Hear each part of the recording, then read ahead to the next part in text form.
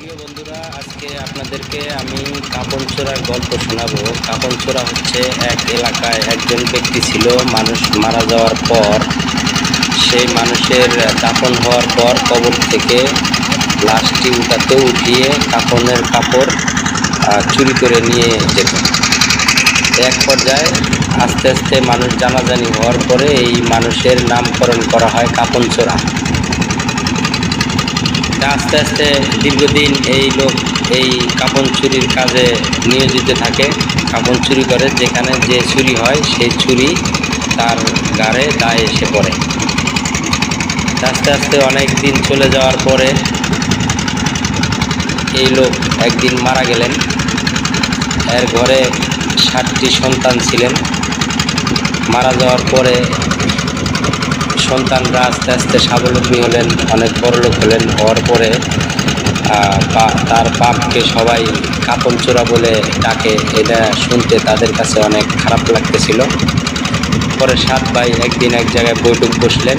বসার পরে তারা সিদ্ধান্ত নিলেন যে বাবাকে যত দূরের মানুষ চেনে সবাইকে আমরা দাওয়াত করে খাওয়াবো, যাতে বাবার কাপন চোরা নামটা পরিবর্তন হয়ে যায়।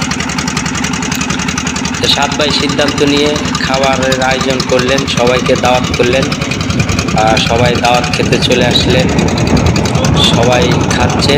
7 ভাই চিন্তা করলেন, আমরা 7 ভাই 7 রাস্তার মোড়ে বসবো, বসে মানুষকে জিজ্ঞেস করব যে কোথায় গিয়েছিলেন। তখন মানুষ তো একটা জবাব দিবে, দেখব তখন মানুষের জবাব কি হয়।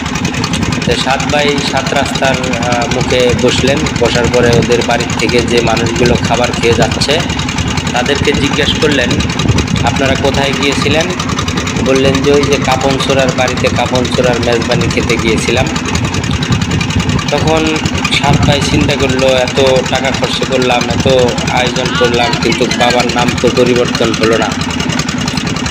তখন 7 ভাই আবার বৈঠক বসলেন, বসে চিন্তা করলেন এখন কি করা যায়, বাবার নাম কিভাবে পরিবর্তন করা যায়। তখন 7 ভাই সিদ্ধান্ত নিলেন বাবা যা করতো তার সাথে আরও বিপরীত কিছু আমাদের করতে হবে, যা করলে মানুষ বাবার নাম বাদ দিয়ে আমাদের নাম নেবে। এরপরে 7 ভাই সিদ্ধান্ত নিয়ে এলাকায় ওই দিন থেকে যে লোকজন মারা যাইতো এই লোকজনের কবর খুঁড়ে কাপনের কাপড় চুরি করত, করে ওই লাশের এমন অবস্থা করত, পাশ চোকা করে এই লাশের পিছন দিয়ে তারপরে এই লাশটাকে আপনার